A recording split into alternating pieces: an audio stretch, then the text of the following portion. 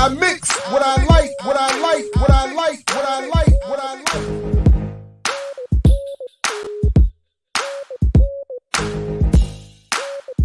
I mix what I like, what I like, what I like, what I like, what I like. Hey, what's up, world? Welcome to another edition of I Mix What I Like Live. Again, I'm Jared Ball. Happy to be your host. It's always a pleasure. Please make sure you're subscribed fully at iMixWhatILike.org and following at iMixWhatILike for all your relevant social media. A lot coming. We just finished, by the way, wrapping the taping of Dr. Sharice Burden-Stelly's The Last Dope Intellectual, Episode 3. That will, of course, air on our YouTube channel, Black Power Media, at 7 p.m. Eastern, Friday night. Very dope. Again, of course, she's the last dope intellectual.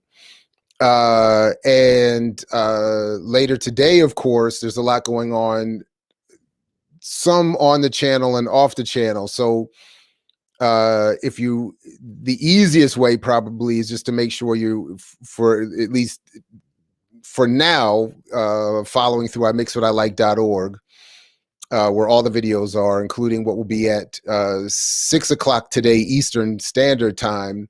The Blacklash Africana Collective is regathering to talk about reparations then and now, here and there, especially in light of the hearings that I think are maybe still going on or wrapped up earlier today in the House around H.R. 40.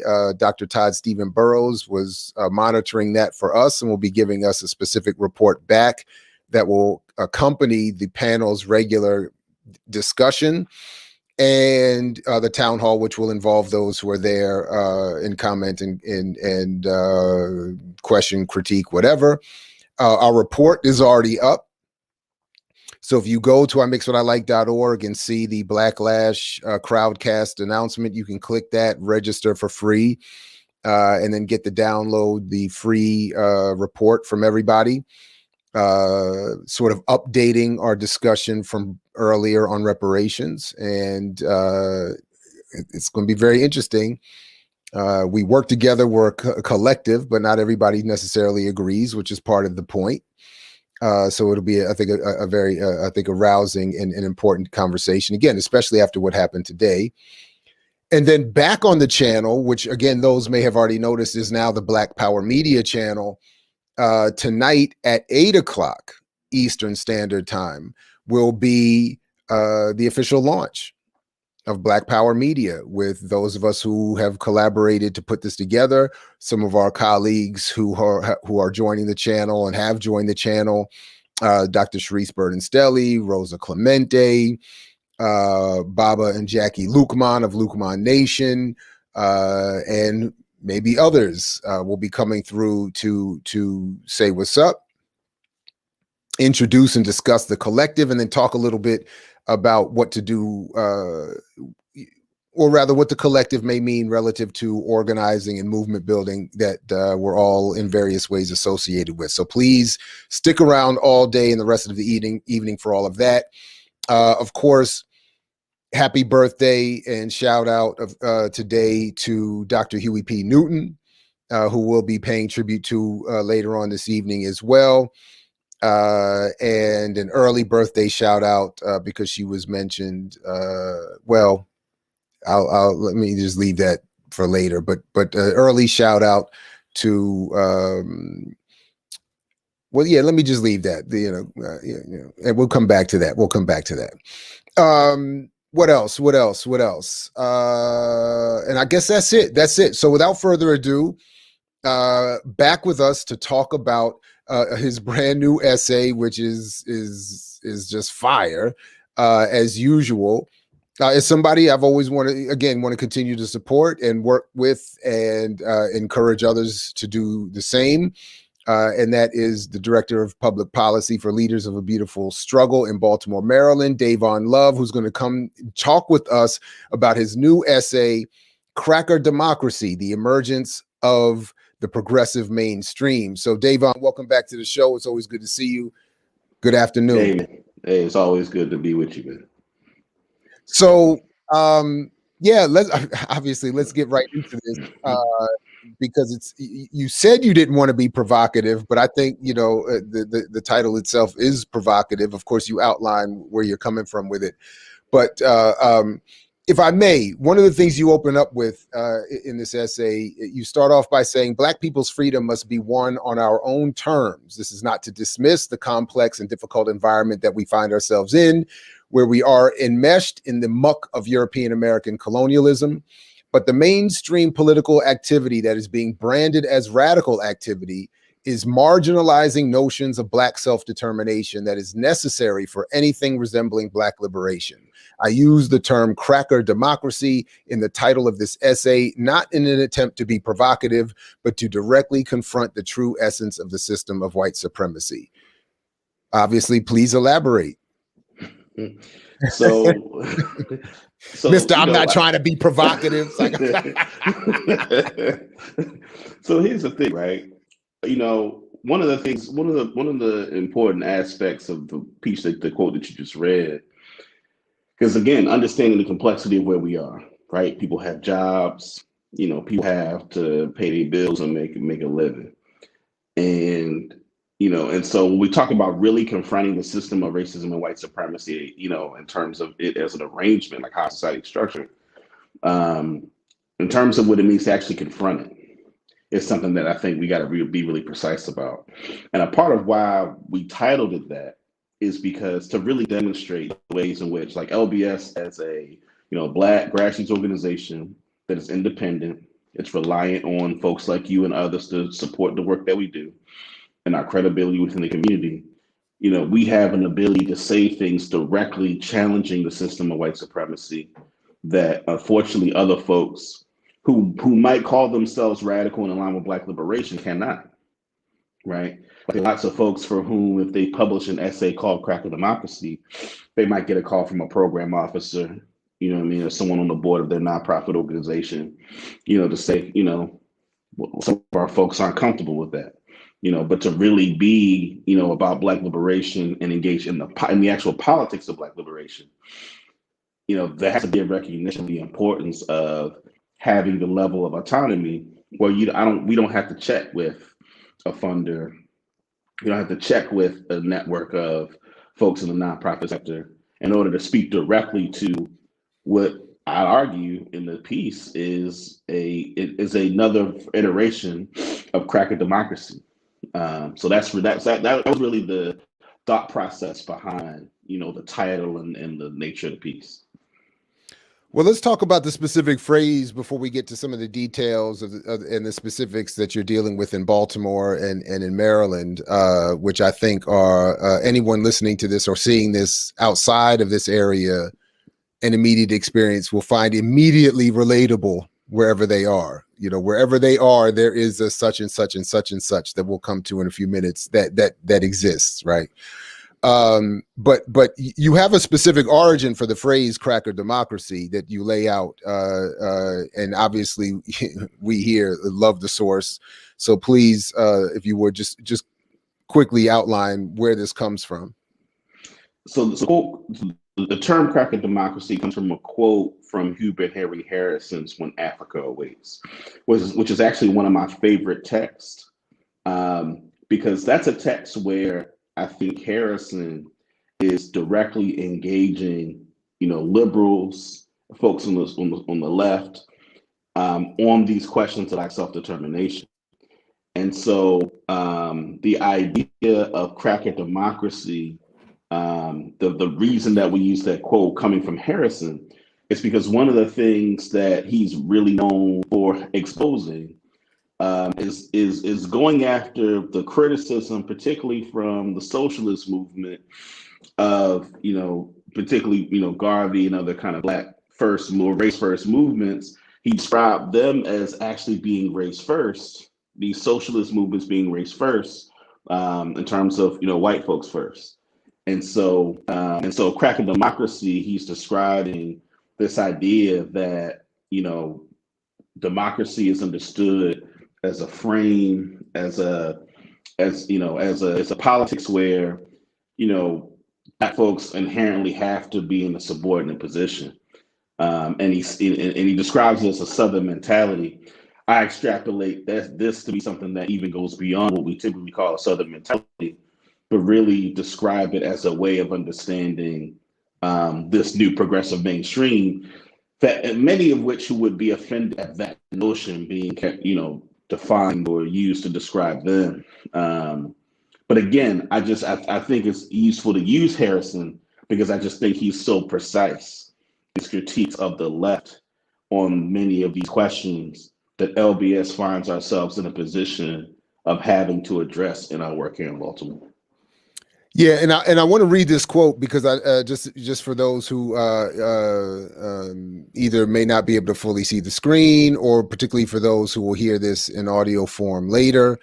But I also want to remember to invite people to iMixWhatILike.org for our interviews with Jeffrey Perry on his multi-volume work on Hubert Henry Harrison, and Dr. Todd Stephen Burrows' review of Jeffrey Perry's work, which is itself revealing and powerful, is also at iMixWhatILike.org.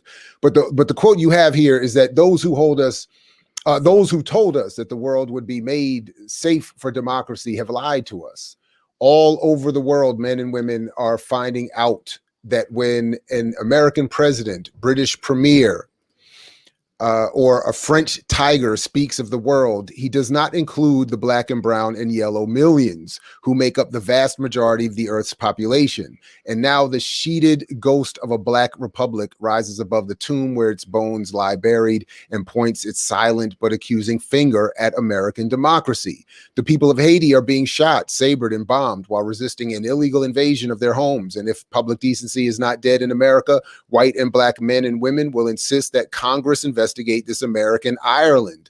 I thought that was that's an interesting American Ireland. Anyway, the Constitution of the United States says that the power to declare war shall belong exclusively to the Congress of the United States, but the Congress of the United States has been shamelessly ignored in furtherance of the God-given cracker mandate to keep the nigger in his place. A mere Secretary of the Navy has assumed over the head of Congress the right to conquer and annex two nations and establish on their shores the cracker democracy of his native Carolina slave runs, end quote. So anyway, I just wanted to quickly, now we can come back to any of this, but how then do you specifically apply this to the situation you find yourselves in Baltimore, and then more broadly speaking in the national struggle that I know LBS is well situated within? Absolutely. So I think in the analogy of Haiti and thinking about, the importance of Haiti is it being a black republic that came as a result of, defeating to one of the major imperial powers at the time. So it stood as a sign and a symbol of resistance all over, the Western Hemisphere and even around the world. And so, the idea, and so the danger that Black self-determination poses in disrupting, the hegemony of imperialism, both when you look at the Haitian Revolution, what it represented in terms of, in many ways, upending the chattel slavery system in the Western Hemisphere, both by, defeating those two major imperial powers, but also serving as inspiration. I think here in Baltimore, one of the things that LBS experiences as an organization explicitly committed to Black self-determination and Black autonomy and the like, what we experience, because I think we have a strong, deep base here in Baltimore, but there is I think an active effort, in terms of this emergence, particularly this progressive mainstream, to frame out the kind of Black self-determination that we prioritize as a part of our message, because that would create the inspiration for an upending of the kind of plantation structure that is Baltimore City, the state of Maryland, America, et cetera. If racial and social justice were to be understood as having Black self-determination being kind of a centerpiece to it. And so to me, that's the parallel, right? Is that focus on, Black sentience, autonomy, as a basis for political struggle, it undermines, the ability for Black folks to be understood primarily in terms of how society is structured, and would allow us to then be able to produce a new political realities that upset the mainstream and the status quo. You say here that you say, quote, there's an emergence of a new progressive mainstream in Baltimore that is looking to absorb Black political activity into a coalition that speaks more directly to policy issues that would benefit the Black masses, but would simultaneously defang Black political autonomy necessary to pursue Black liberation. That sounds like a difficult line for you all to walk, both organizationally, message-wise. I mean, how do you... I definitely want you to highlight some of those issues and maybe some of the details, but how does an organization like LBS walk that line? I mean, if people are promoting something that Black people that you all are organizing would benefit from and may themselves want to support, and then here you come saying, well, but wait a minute, supporting that may look good right now, but I mean, how does that work? So I'm going to use the particular example that I talk about, this notion of disaster management. One of the things that I find that has emerged in the progressive mainstream, and I mentioned this in the piece, things like, increasing the minimum wage, Medicare for all, and then just some of the more broader calls of like more investment in public education, generally more investment in social services. One of the things that gets left out and omitted is the way that many of the institutions that render those services actually do harm to our community. And this is something that doesn't get nearly the attention that it deserves, particularly in political and progressive space, politically progressive and left-leaning spaces, right? So when we talk about, for instance, like public education, as a principle, public education is something that is good, that should be invested in. We don't want the privatization of education. We don't want corporations to control the education of our community. But we look at public education and we look at the curriculum, we look at the personnel, right? We look at the methodologies of youth development, that in many contexts, particularly those of us that have been teachers, right? Those of us that have worked in these programs, it isn't just that these programs are not perfect, because that's what we get from progressives. These programs aren't perfect, they need to be fixed. But there's a kind of a increasing recognition that actually these systems do harm. And many of the systems that don't get nearly enough attention, you think about, for instance, departments of social service all around the country, where you have, millions of Black people, particularly Black youth, that are in these systems that do them harm, right? Whether it's the foster care system, right? Child welfare, right? These are all systems that actively do harm. And out of political convenience, folks pretend they don't exist, right? They're off the map of conversations about the condition that Black people are in. You could even lump in, and I mentioned this later on in the piece, a conversation about violence, right, and homicide in our community, right? These are issues that when we talk about like the progressive left and the major policy proposals, it would be good for people to have more access to healthcare. But if it's a medical system where Black women have three times the level of infant mortality, right? And Black women are more likely to be killed as a result of complications of giving birth, right? Then we have to account for these systems and how these systems do harm to Black people. And so in one sense, and I'm sorry, Davon, I forgive the interruption, but I have to do this because the other example to your point that you mentioned, which is of particular interest to me selfishly, is you say here, the second important historical theme that is omitted in the traditional historiography of the civil rights movement that you're using to frame this relationship between the so-called white left is the role that armed self-defense played in this time. Many civil rights workers who came to the South to facilitate voter education and registration campaigns often claimed nonviolence essential to their politics, but were often protected by local Black people with guns who served as a deterrent for white terrorist violence against them. So I did want you to continue, obviously, with your response or your answer, but fold that particular point into today's context, if you would, as well. Right. I mean, and so even taking that, like the idea of Black people needing to arm ourselves, to protect ourselves. So the conversation around policing, and I didn't incorporate this as much in the piece, but something that we work on actively in terms of our advocacy the way that the issue of police violence is framed, it's framed as, particularly in the public mainstream, us fleeing for white people to recognize our humanity, instead of how do we build the machinery to levy consequences against those that harm our community, right? And so when we think about many of the policies that those in the progressive mainstream advocate for, again, it would be good if chokeholds were banned, right? It might be good that there are more body cameras, but if that is the centerpiece of the advocacy, right? The centerpiece of the advocacy is, let's just dump more money into public education, or let's just have more social workers to deal with folks in the community. Then what we've done is that we bolstered a system that inherently is oppressive, that causes more harm to our community. And so what that omits is the importance of building new systems that we own, control, and operate.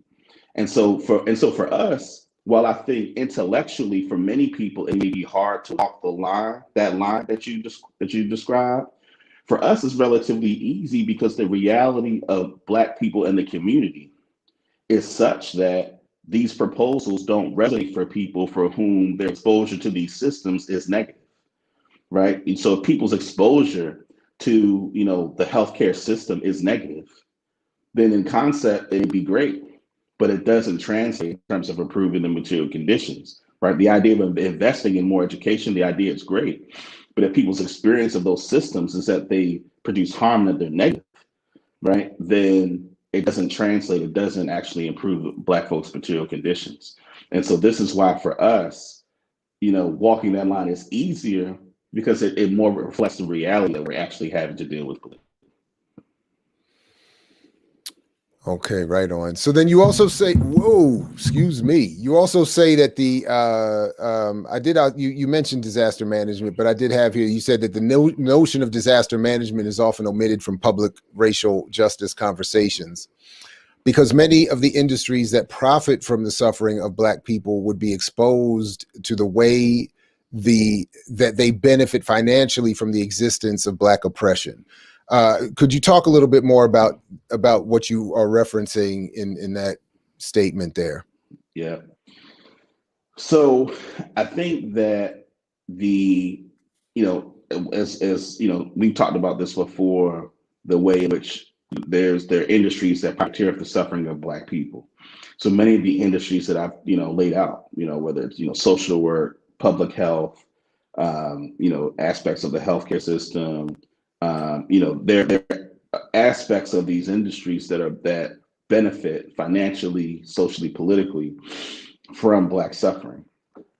And a part of the reason the term disaster management describes the nature of the kinds of services that get rendered in our community, right? So for instance, if you think about, for instance, social workers that essentially are caseworkers in the community, their responsibility isn't to help Black people overcome and to transform the conditions of their community. They're merely just managing the disaster, right? Merely maybe get a person some housing for a few months, maybe get them some food for a few months, which in the individual transaction may be good, but in terms of the larger ability for a person or a community to be self-sufficient and not dependent on these systems, it's merely a mutually reinforcing dynamic, where those who either work for those organizations that provide those services are able to get a salary providing those services,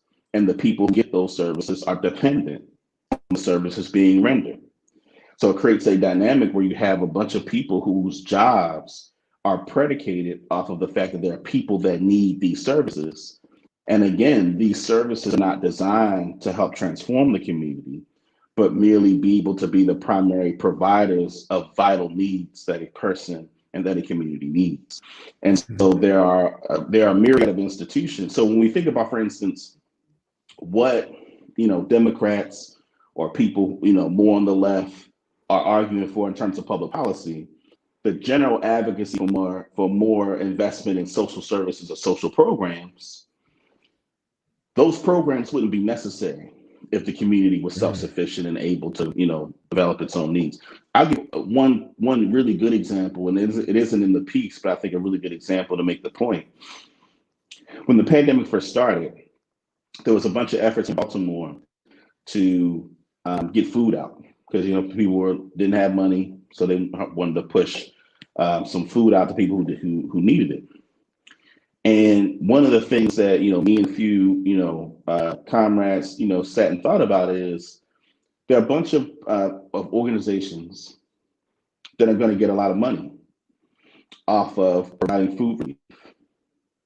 What if we figured out a way to invest in an organization like the Black Church Food Security Network, led by Heber Brown, Sister Siobhan Terrell, where essentially to develop a network where Black churches use land to provide food. And so instead of investing in these kind of corporate charity entities that give out food, why not invest in something for which will be self-sustaining, that will outlive the particular disaster, but if developed to its fullest potential, can be able to provide, food that isn't relying on these kind of external entities, right? And so that's really, in terms of the difference of paradigm, and so when I talk about disaster management, that's really where it is.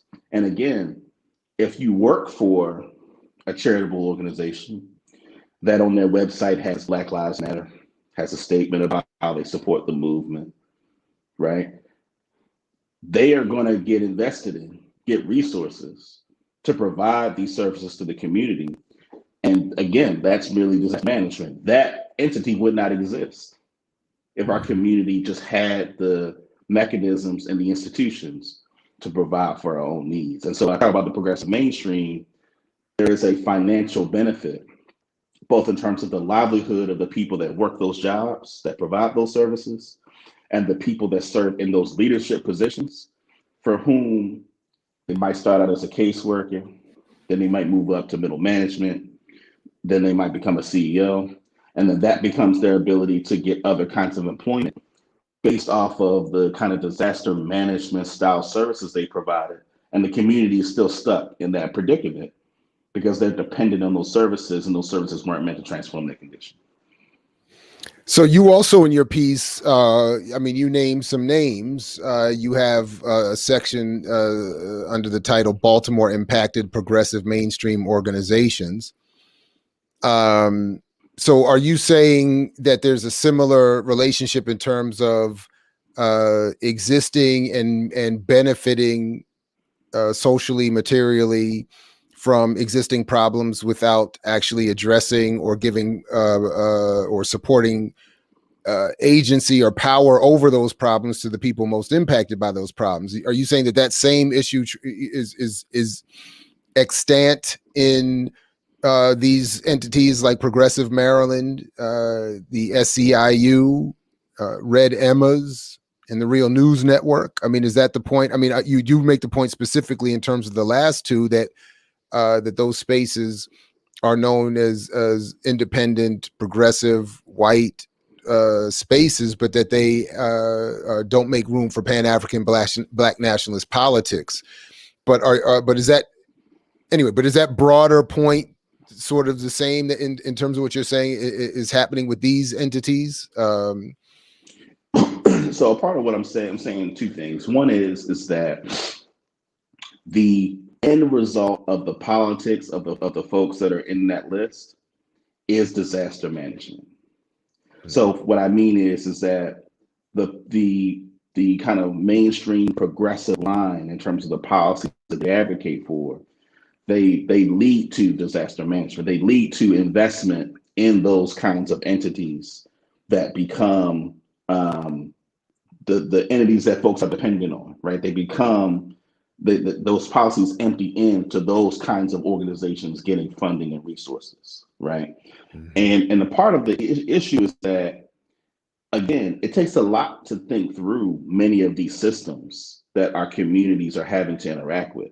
It's a lot easier just to say, hey, let's give more money to the community, and that means nonprofits, right? That's just a lot easier for folks. And so the folks you list there, it isn't necessarily a critique of those institutions, only as much as that their limitation is that their politics empty into the advocacy for disaster management. So that's the first thing. And then the second is that in all of those entities, you will see what is consistent is silence on the question of Black self-determination, economic self-sufficiency. Like you see a silence on those questions. And my point is that silence on those questions is not an accident. It's not a coincidence that these organizations that I argue have pretty significant influence in the region politically in the progressive wing of the Democratic Party here, that it's not a coincidence that those things are omitted, and that omission, the importance of that omission is that if you omit the issue of Black self-determination, and the example that I just gave about like the Black Church Food Security Network, what you'll do is you'll invest in the corporate charity food giving entities, and it undermines the ability for the community to build the self-determination necessary, such that these policies aren't carried out in a way that inevitably lead to this kind of disaster management stuff that I described. Mm-hmm, mm-hmm. The last question I have, and then I'll check the comments in for theirs. But the last topic area I wanted to raise with you is local government. You mentioned the current Baltimore mayor, Brandon Scott, and you also talk a little bit about, or mention at least, if I'm saying her name correctly, Franca Muller-Paz. A Latinx woman who ran a formidable race, as you say, for city council as an open socialist and on the Green Party ticket. What are you saying in this piece about Brandon Scott of the Democratic Party and Ms. Paz of the Socialist and Green Party ticket or formation? So a few things. One is that I think there's a dynamic happening where, there are more Black elected officials in general, elected officials of color, who are more openly describing themselves as progressive or as socialist. And I think I think it's important to have a sense of where that's coming from. I've read a bunch of things that have made the point, and there was a particular piece. Now, I don't have it on hand. I'll send it to you so you can make sure your audience has it. That talks about Alexandria Ocasio-Cortez's district being a district that its population has shifted, where there's a lot of new gentrifiers that have come into the district that actually constitute a much larger element of her supporters in her district. People just assume that it's Black and brown folks, right? But if I remember correctly from the article that, again, I'll send to you so your audience has it, that it was that if you just took the Black and brown folks, that actually it was pretty evenly split between her and Joe Crowley, who she defeated in the initial election that she won. And it's also the whole Sunrise movement that backed her is not the Black and brown grassroots community. These are more elite, affluent, white, well-funded nonprofit, maybe left of center, but it's not. Yeah, I mean, and people. By the way, people just pay attention to her policy decision making lately to see, the limitations of all of this coming. I mean, they're right there in front of us. But anyway, I'm sorry. Go ahead. Yeah. Exactly. And so I think a part of so this is a dynamic that is happening, and we see it happen in Baltimore, where like Brandon Scott ran on a progressive platform, which is unusual. Having observed Baltimore politics for a while, Baltimore politics has been pretty conservative. But he ran kind of on an openly progressive platform, and it was an asset. And he's a young cat too. So I mean, his whole presentation is, young, this, whatever, and when you look at the platform, it's sharp. Right. And then the same with Franca Muller-Paz, who, as you quoted, was a Green Party candidate in a heavily Democratic Party district. But there's also large parts of that district that have been gentrified, and a bunch of her support came from many of those. And this isn't, I say this in the piece, this isn't necessarily a criticism of them, right? Because both of them are folks that generally support LBS's legislative and political platforms, right? Right. And you do point that out. Yep. And so You do point that but out. one That's of all I'm saying. Yeah. and so one of the things that it's important about that, though, is it's important that we're precise about what that's about. That it's not necessary, that we shouldn't make that observation and then think to ourselves that this automatically means Black people are going to be empowered by it. And in fact, the point of the piece is to say that we have to be careful that we don't fall so enamored with policies that traditionally we would want as a community, but doesn't actually empower Black people with the autonomy necessary to be able to make sure that we're actually benefiting from the outcomes of these policies. Mm-hmm. Okay, right on. One of the questions that I wanted to raise that was brought up is when you use the term white left, how do you define left, and how wide is that scope for you? Yeah, so for me, it's situational. Like, it really depends on, and that's kind of the hard part sometimes in conversation. So like when I'm talking about in Baltimore, I'm talking about and you name like some of the list of folks that I'm characterizing as a part of that. So folks who we have a pretty robust Green Party here in Baltimore that is fairly active.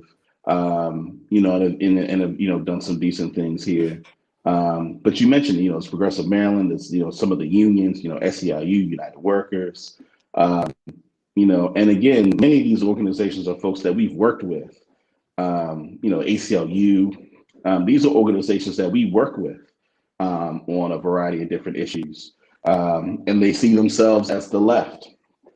And I think when they come, so when I talk about it and I'm critical of it, I'm talking about it from the perspective of like actually working on policy issues in the community. Not so much what I think we mean if we're talking kind of more broadly, like intellectually, what is radical versus progressive versus, liberal. I think those lines on a local context are much more fluid than it may be if we're talking kind of, more when there's more ideological clarity. I guess one of the things I'll add is that I think that a part of why I wrote the piece is because on the local level, there isn't a whole lot of ideological clarity, right? I think that because of social media, because of the way in which racial justice and social justice has been mainstreamed, what we get are people for whom are positioning themselves as left, as radical or progressive, without the ideological clarity to know that in other contexts they wouldn't be considered that, right? Mm-hmm. And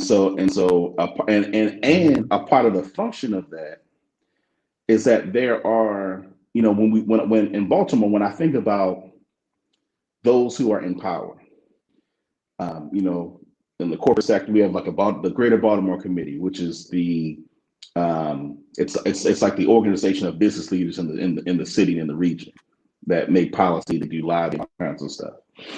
And then you think about the network of foundations, that are in the region. They're used to being able to curate which Black voices are able to speak on behalf of racial justice issues in mainstream spaces. And a part of the reason that I wanted to write the piece is to really help provide some ideological clarity for folks that think things that are the same, that help people understand that they're not the same. That there's a difference between, saying that you support the $15 minimum wage and actually being a progressive versus actually being about racial justice. Like those distinctions matter. And I would say matter mostly because for the purposes of this piece, the importance of Black self-determination is that if we don't have that level of clarity, that perspective will get framed out, and will only be left with progressive politics as a stand-in for the whole of racial justice. I mean, if I understood what you're doing, and you know, then you know, I may that. So that's sort of where critique would be too strong a word. But if I had a critique for what you've written here, it would be in this: what is the value of writing something in the hopes of pushing what's called the white left in this direction?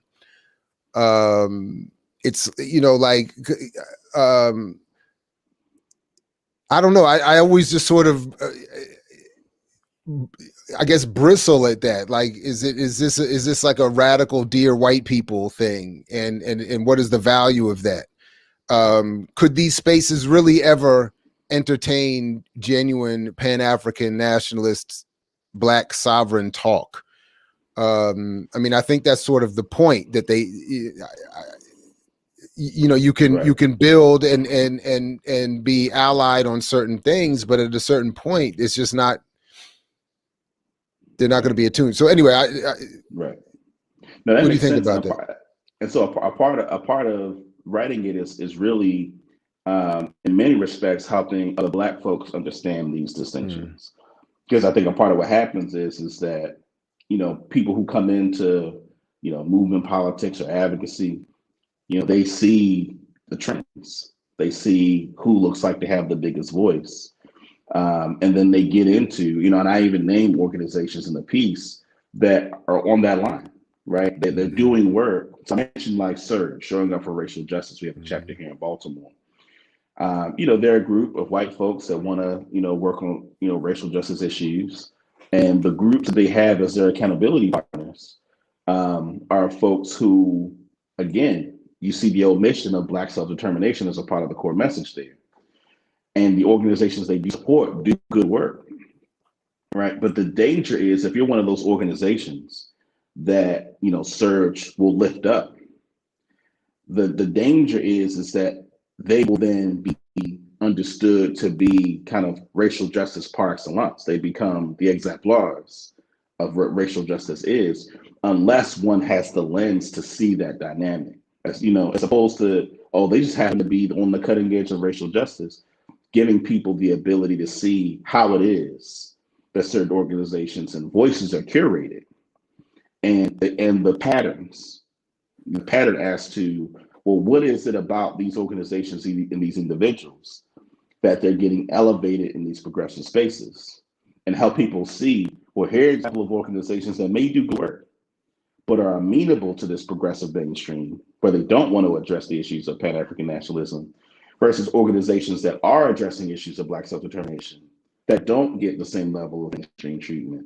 So for me, a part of it is really helping people understand those patterns, so they see them as political, and not really it's just like accidents or just coincidences, or as a statement of the value of those organizations. Yeah, in part, I asked the question almost as a self-critique, because as someone, in my own way, I engage with white left activists and media makers. You know, I don't know about on a regular basis, but from time to time. And when I do, I find myself saying to them, you know, along the lines, you know, your media could, or your work could be used more to open up space for these kinds of politics and ideas.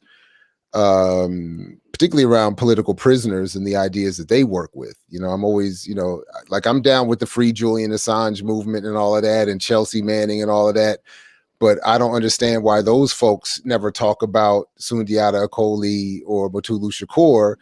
And I think, so even when I ask them to, and then they don't, I mean, I'm still saying to myself, to me, it's because of what you're writing here. The logic at the end of that support is support for ideas and people that make you uncomfortable. So I think, consciously or not, they're like, some of them can get really bent out of shape right now over what's happening to Julian Assange. And I'm saying, yeah, what's happening to him is pretty messed up. Now imagine magnifying that by, another 30 years. You know what I'm saying? Like, but that would also then mean moving beyond Assange's, I don't know, libertarian anarchist ideas and into dealing with variations of nationalisms and whatever that they don't want to deal with. So that's I'm asking you that almost in part as a self-critique, but it's like, damn, anyway. So I don't know if you have a follow-up or a further response to that, but there is one other question here. Well, I don't know. My quick response to the question of how you recognize fakers is to do what LBS is doing, and that is to be organized and clear around your own political agenda and ideology. I don't know if you ever. Let me say something, because I think because there are those, but then there are people who I think genuinely want to do good work, and they're socialized into notions of social justice that are what you and I are criticizing, right? That they are absorbed into the progressive mainstream. There's a friend of mine who works at a traditional, major kind of progressive organization. I did a workshop last summer or a couple summers ago around African-centered approaches to advocacy. So we, did a whole bunch of different things. And so had a conversation with the assistant and asked the question, like, where do you see yourself in the future? Like, in terms, because she's really into criminal justice reform and advocacy. And one of the things, and so, her answer was, I don't know, I want to keep doing stuff like this. And what I said, well, you're a paid advocate for a major institution. There are limits to what you're going to be able to do. And if you want to do what you're doing now and continue to do it, you want to think about how you're going to sustain yourself when you want to go beyond the boundaries of what your organization may allow you to do where you are now. And it didn't even occur to her. And it was a few weeks more into the seminar that she came to me. She said, you know what? I know what you mean now, but that never would have occurred to me unless I was in the seminar. Like, I would have just kept working these jobs in these nonprofit organizations doing advocacy, thinking that I'm doing the radical thing. I got my Angela Davis stuff going on. I've read the books. And so I think it goes beyond just folks who, are faking it. There's certainly those, but there are lots of our people who they go in and work for these organizations and they're being socialized to not see the things that we're describing because they have a personal financial interest in it in terms of their livelihood, but also they're not exposed to it because it's not the thing that's put up. And so for me, a part of, even here in Baltimore, LBS is fortunate that we have a long record of work. We have a strong base in the community. So we have a platform that allows us to be able to, shift the dialogue and raise these questions. But I would argue, particularly in a political sense, if we weren't around, a lot of the things that we're raising would not be things that would be taken seriously in the political mainstream here in Baltimore. And you'd have a lot of people being absorbed into, a lot of the kind of progressive mainstream stuff that we're describing that would be doing so instantly because they wouldn't know. You know what I mean? And so for me, that's a big part of writing this piece as well, is getting people who work for these organizations. And, one of the organizations I list as a kind of a mainstay in the progressive mainstream texted me and said, thanks for the piece and, constructive criticism. So it's one of those things where it's just, I think for some people, they just haven't thought about these issues this way because they haven't had to. And all the incentives are in the other direction. Like there's no incentives to take the perspective and position we're taking. All the incentives are in the other direction. Which goes back to the point you made earlier and that you all always make about the support that you get from the community and not based on certain foundations and hand tying structures. So Dayvon Love, I have gone through all of my questions or comments.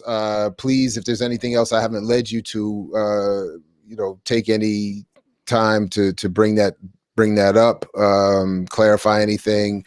And of course, we want to make sure that people know to go to lbsbaltimore.com and sign up and support the work.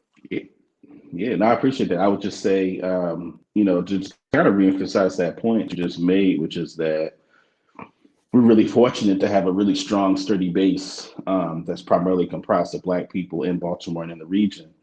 And, in terms of writing this piece, my hope is that, folks, whether they're in Baltimore or around the country, read it and are able to have conversations about what it means to really advocate for Black self-determination. Like one of the things I talk about in the piece is that there's lots of talk about multiracial coalitions, but a lot of times those multiracial coalitions are operationalized by machinery that are owned and controlled by white folks in their institutions. And so, for us, the hope is for us to begin to talk about what does it mean to build the kind of political apparatus we need as a community that's truly independent, such that we do engage in multiracial coalitions, we can do so from a position of strength and not a position of dependence on things that, we have no leverage to control. And so, hope is for us to be able to really push forward the message, because I think that's a message that generally gets lost in the national conversation around racial justice movements. There's a lot of talk about race, a lot of talk around Black people being killed by police, lots of talk around all the various forms of Black oppression. Not enough conversation about building Black institutions that aren't coming from the Black capitalist kind of paradigm, but that comes from a liberatory paradigm. There isn't nearly enough of that that I think that is happening. And so the hope is that this is a call to action to really emphasize that work, as we emphasize a lot of the other stuff. So I kind of leave it at that. Hey, right on. And, we're always here to support and not just obviously this show, but the broadening platform that we're trying to build. So anything we can do, please also, folks, if you haven't already, because a lot of these same issues are raised in the context of the work around defund the police with your colleague Lawrence Grand Prix in that great presentation discussion we had here about that. I heard a lot of overlap in this conversation in terms of how slogans and topics are presented, one to get funding and one that would actually be meaningful for people in the community, in my own simple summary, at least.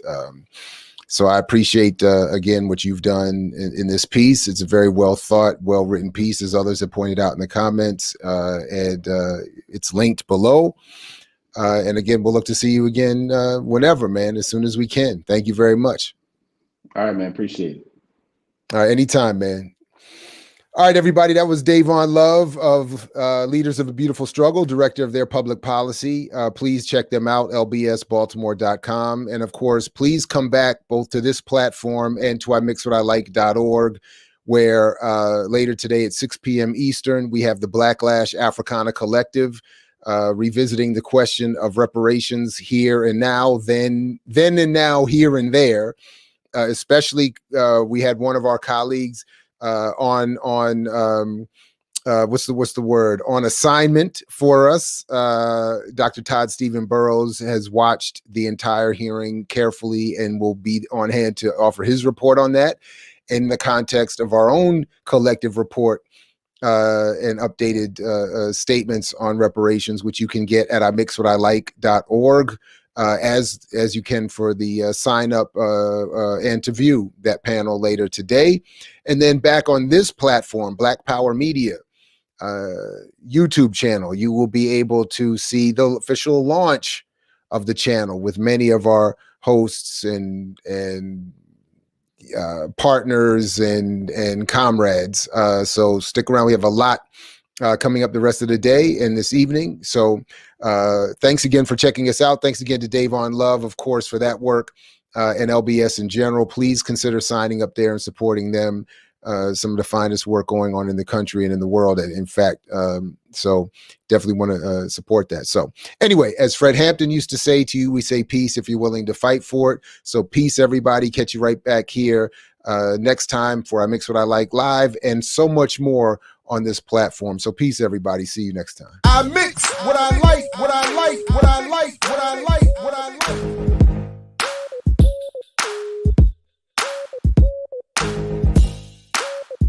I mix what I like, what I like, what I like, what I